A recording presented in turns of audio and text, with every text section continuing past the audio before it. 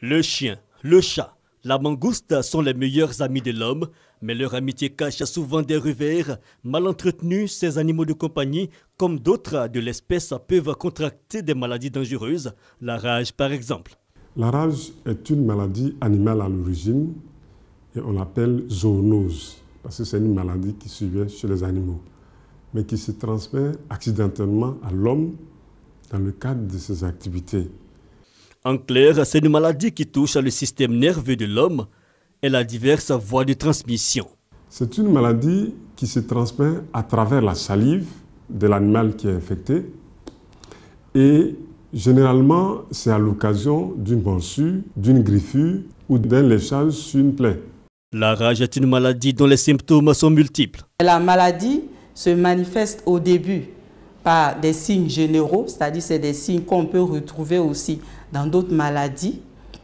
Il s'agit de la fièvre, des maux de tête, même la fatigue. Et après, le malade devient agité. En un mot, il devient comme fou. Il n'est plus lui-même. On ne peut plus le maîtriser. Dès l'identification de ces différents signes, l'infecté s'expose à une situation critique. C'est une maladie qui évolue obligatoirement vers la mort à partir du moment où les premiers signes apparaissent. Jusqu'au jour d'aujourd'hui, il n'y a pas de traitement qui puisse guérir la maladie. Selon l'Institut national d'hygiène publique, plusieurs personnes en Côte d'Ivoire et dans le monde sont exposées à la rage. Chaque année, plus de 70 000 personnes meurent de la rage. Et selon l'OMS, une personne décède de rage toutes les 10 minutes. En Côte d'Ivoire, qui est aussi une zone d'endémie rabique, où nous enregistrons régulièrement des cas, c'est en moyenne 20 cas de décès par an.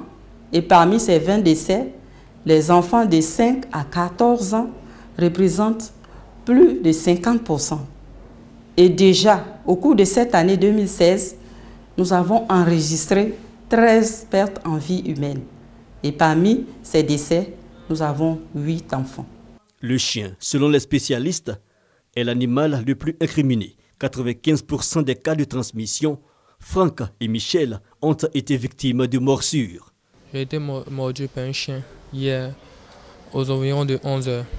Et j'ai commencé à ressentir des douleurs, donc je suis passé ici pour éviter d'avoir la rage.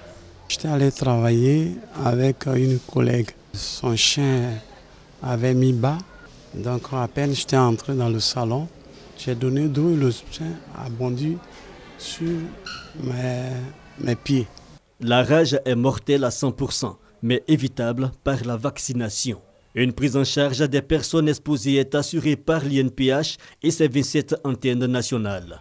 Cette prise en charge repose essentiellement sur la vaccination. La personne exposée va à la caisse payer une ou deux doses de vaccin antirabique selon l'indication du médecin. Nous lui administrons les vaccins. Après l'administration des vaccins, cette personne va passer au service social pour des conseils. Les animaux responsables de la rage sont les mammifères à sang chaud, tels la souris, le chat. Face à l'ampleur de la maladie, la direction des services vétérinaires a mis en place des stratégies de lutte contre la rage. La police sanitaire sur les animaux qui réglemente la vaccination au niveau des animaux dont la rage. Et nous avons aussi le règlement de l'UEMOA qui oblige tous les propriétaires d'animaux à vacciner aussi les animaux contre la rage.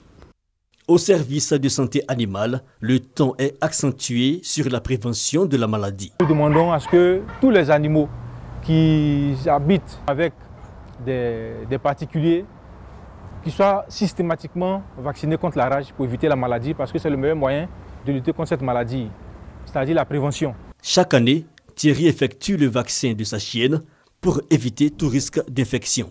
Je dois vacciner pour qu'elle soit d'abord en bonne santé et aussi protéger moi et ma famille aussi. Face à l'ampleur et à la gravité de la rage, surtout dans les pays en développement, L'Alliance mondiale contre la rage a déclaré le 28 septembre Journée mondiale de lutte contre la rage, et ce depuis 2007. Cette 10e édition est placée sous les thèmes « Éduquer, vacciner et éliminer ».